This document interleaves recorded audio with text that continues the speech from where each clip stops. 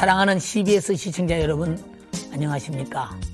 오늘 또 성서를 현장에서 보고 느끼는 것처럼 해설해 주실 우리 홍순화 교수님, 조경철 교수님을 모시겠습니다. 교수님, 안녕하십니까? 오늘 또 질병 속에서 불가능해 목매여 고통당하시는 분들, 그리고 환경 속에서 얽매이신 여러분, 예수님은 우리에게 말씀하셨습니다. 무엇이든지 내 이름으로 구하라. 내가 시행하리라. 우리는 기도라는 기업이 있기 때문에 우리는 항상 하나님이 우리의 기도를 들으시고 응답하셔서 우리의 고통을 해결해 주심을 믿습니다. 저도 그렇게 기도하면서 사는 사람입니다. 오늘 이 기도를 먼저 가르쳐 주신 예수님께서 기도하시는 그 현장, 그리고 기도 역사 속에서 나타나는 모든 이적을 바라보면서 그 현장을 한번 가보시겠습니다. 우리 화면 하나 한번 보시겠습니다.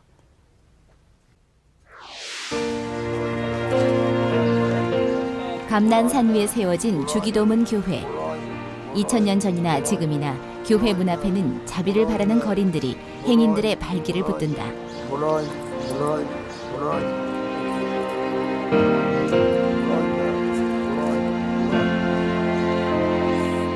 우리 아버지라는 뜻을 가진 주기도문 교회는 예수께서 제자들에게 주기도문을 가르치시고 이 세상 말기에 나타날 징조들에 관해서 설파하신 곳이다.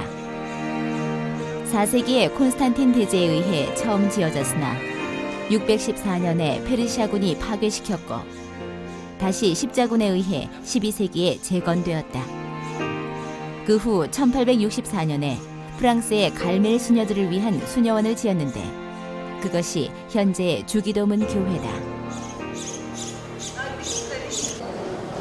주기도문은 가장 모범적이며 영원 불멸의 기도문으로 인식되고 있고 한국어를 포함한 111개국의 언어로 세라믹판에 새겨져 현재 이 교회 벽면을 장식하고 있다.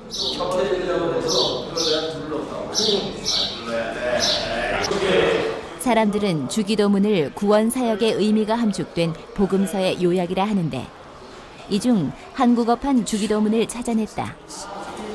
하늘에 계신 우리 아버지의 이름이 거룩히 빛나시며 오르게 있는 뜻이 하늘에서. 이 기도문을 통해 예수께서는 하나님과 인간의 관심이 연결되어 있음을 제자들에게 가르치셨다.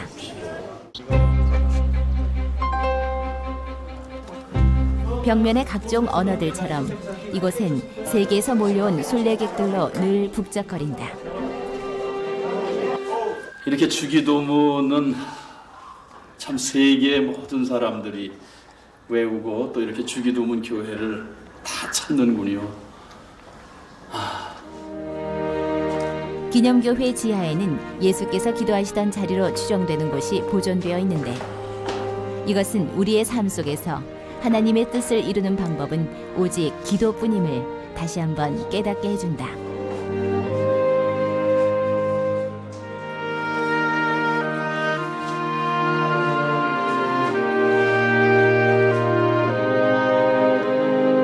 예수께서 가르치신 주기도문은 인간과 하나님의 관계는 결코 동떨어진 것이 아니라 구체적인 만남임을 알리는 그 시대의 새로운 가르침이었다.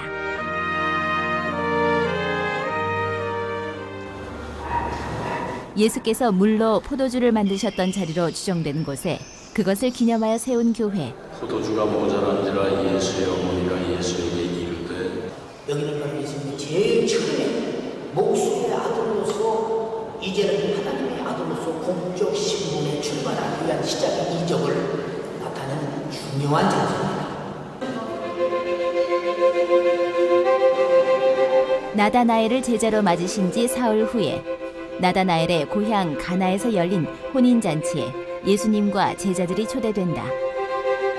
연회 중 포도주가 떨어졌다는 소식을 어머니께 전해들은 예수께서는 6개의 돌 항아리에 물을 가득 채우게 하여 질 좋은 포도주를 만드셨다.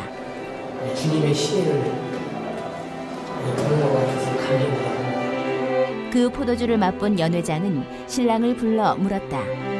이렇게 훌륭한 포도주를 먼저 내놓지 왜 나중에 내놓느냐고. 교회 지하엔 당시의 돌 항아리를 연상케 하는 옛 포도주 항아리가 있는데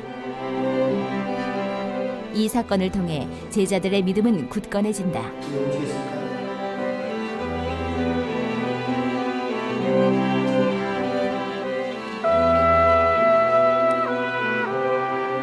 돌 항아리는 묻고 있는 듯하다. 물로 포도주를 만드시는 하나님의 능력 앞에 우리는 얼마나 순종하고 있는가를.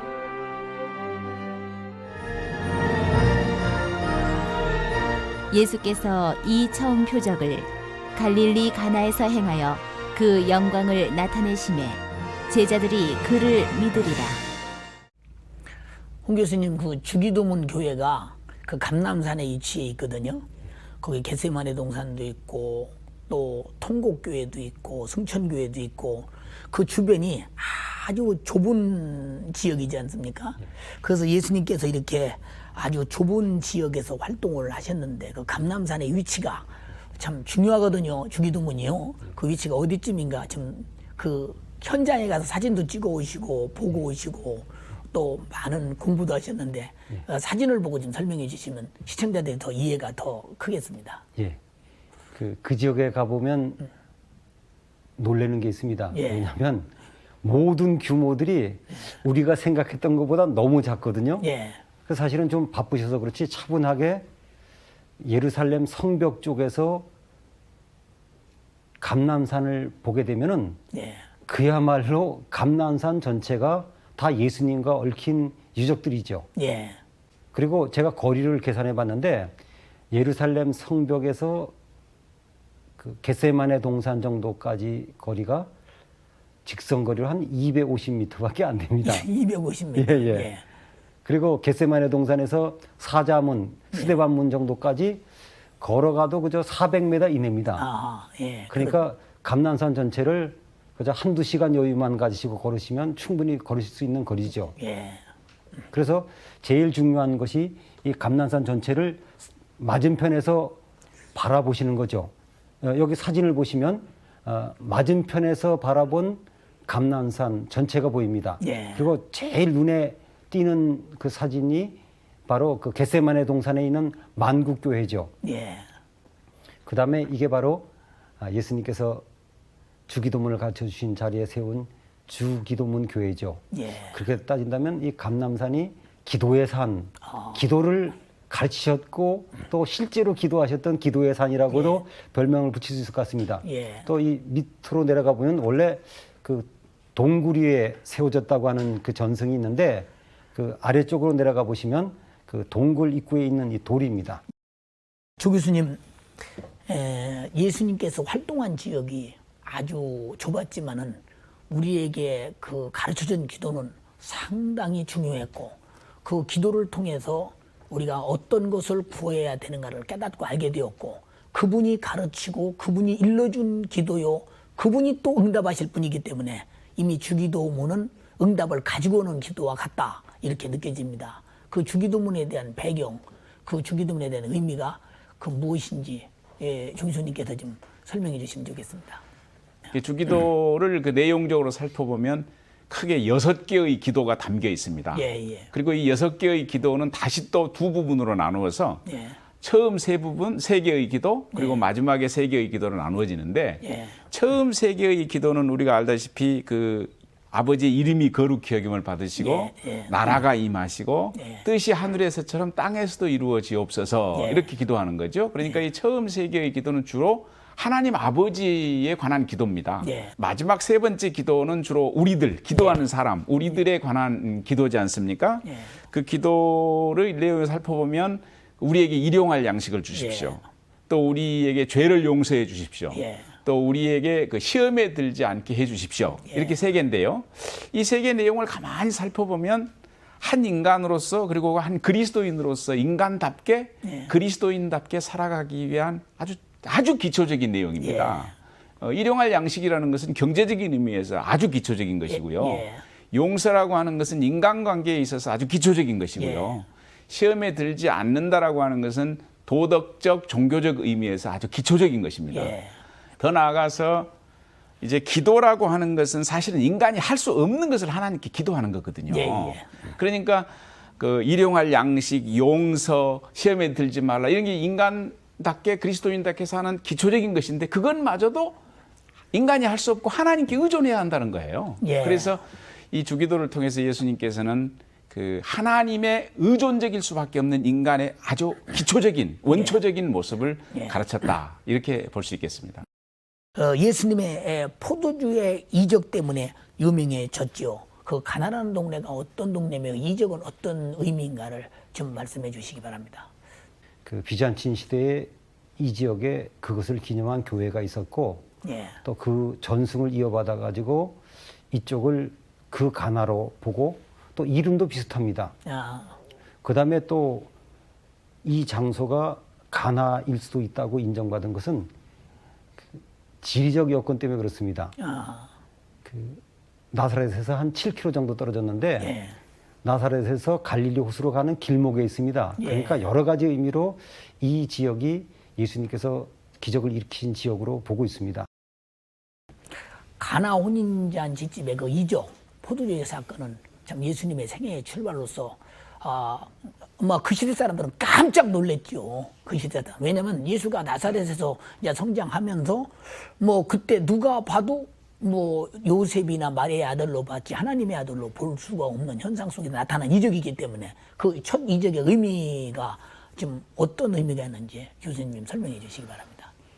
이 포도주 사건이 예수님께 그리고 요한복음서에서 어떤 의미가 있는지는 그 요한복음 2장 11절 말씀을 우리가 잘 알아야 합니다. 예. 거기에 다 나와 있거든요. 예. 제가 생각하기에는 세 가지 포인트를 한번 생각해 볼 수 있겠는데요. 첫째로 아까 제가 앞에서 말씀드린 요한복음 2장 11절 말씀 가운데 예수께서 이 첫 표적을 가나에서 행하셔서 당신의 영광을 그의 영광을 나타내셨다 이렇게 이야기했습니다. 그의 영광이라는 게 뭐냐? 다시 말하면 예수가 누구냐? 예수의 본질을 드러내셨다는 거죠. 예수는 우리 시청자들이나 우리와 같은 단순한 인간이 아니라 하나님의 아들이었다는 거죠. 물로 포도주를 누가 변화시킬 수 있겠습니까? 하나님만이시죠. 그러니까 예수의 영광을 드러냈다. 예수가 하나님이다. 예수가 하나님의 아들이다라고 하는 것을 공생의 시작하시면서 첫 발자국 가나의 혼인잔치에서 말씀하신 것이 첫 번째 신학적인 의미라고 볼 수 있겠고요. 두 번째 역시 2장 11절 후 마지막 부분에 있는 제자들이 그를 믿었다라고 하는 것이죠. 표적 혹은 기적을 보는 성도들의 자세를 가르쳐 줍니다. 성도들이 어떤 기적적인 신기한 사건을 보는 게 아니라 그 사건 넘어 혹은 사건을 일으키는 그분이 누군지를 보고 그걸 믿어야 하는 거거든요. 그래서 제자들은 표적, 기적을 본 것이 아니라 기적 너머에 그 기적을 일으키신 그분이 하나님의 아들이었다는 사실을 믿었다는 거죠. 그 다음에 이제 세 번째 포인트라고 한다면 하나님의 아들이신 예수님에 대한 절대 순종이라고 봐야 되겠습니다. 이제 물을 갖다 부고 그걸 연회장에 갖다 줘라 라고 할 때 모든 사람들이 절대적으로 순종했지 않습니까? 이렇게 하나님의 아들에게 순종할 때 엄청난 기적이 일어날 수 있다. 할렐루야. 이것이 아마 이 가나의 잔치, 포도주 잔치의 의미일 수 있겠습니다. 이 나사로의 무덤이 참 어떻게 보면은 장사하려고 했지만은 예수님의 이적 때문에 무덤은 참 허사로 돌아갔던 일이 있지 않습니까? 그 나사로의 무덤을 한번 가보시겠습니다. 감람산 동쪽에 있는 작은 마을 베다니. 예루살렘에서는 약 3km 거리에 있는데 탈무드에는 푸른 과일의 집이란 의미로 기록되어 있다. 나사로야 나발. 거기서는 나사로가 그 방채 속에 전부 그 영어로 한 그 얼굴 그대로 가지고 나오니까 그 예수님이 자기도 기쁘고 놀라워서 이런데 눈물이 펑펑 쏟아지더라고. 가난한 자의 집이란 의미답게 베다니는 하류층 사람들의 마을이었다. 하지만 이곳은 유대 광야에서 예루살렘으로 오르는 길목으로 예수께서 십자가를 지시기 전 마지막 쉼을 가지신 곳이며 죽었던 나사로를 다시 살려내신 그 위대한 이적의 터이기도 하다.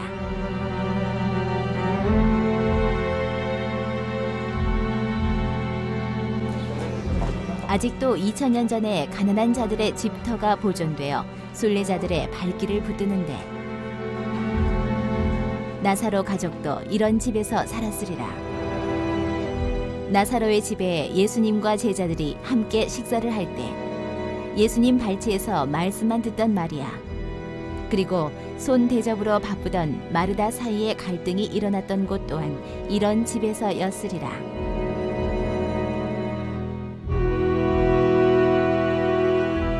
이곳에서 예수께서는 죽어 무덤에 놓인 지 사흘이나 지난 나사로를 살리셨다. 나사로는 나드 향유를 예수께 붓고 발을 씻기던 마리아의 오빠라 한다. 예수께서 눈물을 흘리시며 그 죽음을 통분해하셨던 나사로의 무덤터로 향했다.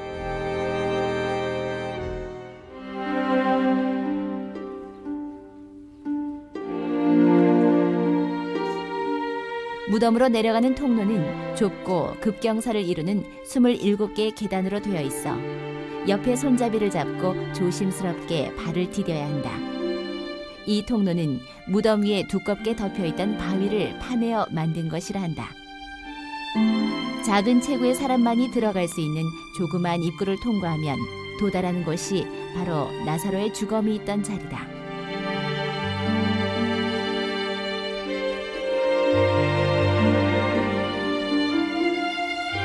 나사로야 나오라는 예수님의 외침은 죽음의 위력을 뚫고 나사로를 생명의 세계로 끌어올렸던 것이다.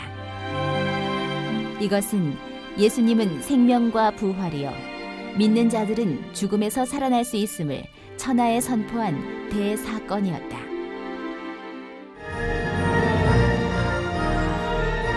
예수께서 가라사대 나는 부활이요 생명이니 나를 믿는 자는 죽어도 살겠고 무릇 살아서 나를 믿는 자는 영원히 죽지 아니하리니 이것을 내가 믿느냐.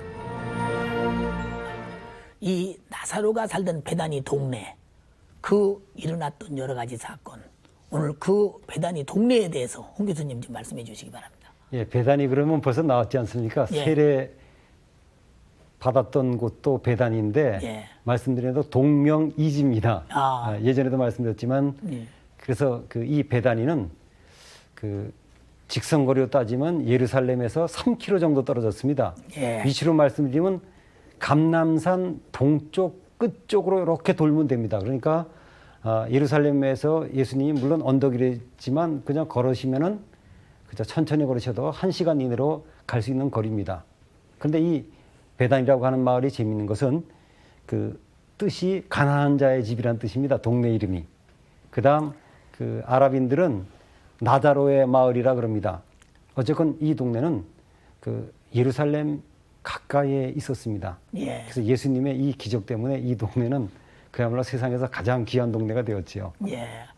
조 교수님, 그 나사로가 예수 그리스도의 그 능력으로 말미암아 일어난 사건은 우리 기독교인은 물론 이방인들도 거의 다 알고는 있지 않습니까? 그들이 믿든 안 믿든 예수님이 나사로를 살렸다. 그런 다 알고 있는데 우리는 우리 기독교인들이나 우리 시청자들은 그냥 그런 의미 이상 하나님은 능력이 있으시다. 예수님은 능력이 있어서 그를 살렸다.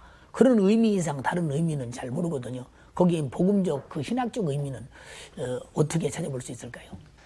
방금 앞에서 가나의 포도주 사건에서도 말씀드린 바와 같이 이 죽은 나사로를 다시 살린 사건에서도 결국 예수가 누구냐라고 하는 사실이 분명히 드러나는 것이 신학적인 메시지라고 볼 수 있겠습니다. 예. 이것을 보다 잘 이해하기 위해서는 요한복음의 서술 방법을 좀 우리가 예. 간단하게 알 필요가 있는데요. 예. 요한복음은 항상 예수님이 행하신 어떤 기적적인 사건을 이야기하고 예. 이어서 곧바로 예수님이 누군지 정체를 밝히는 이야기를 합니다. 예. 예를 들면요.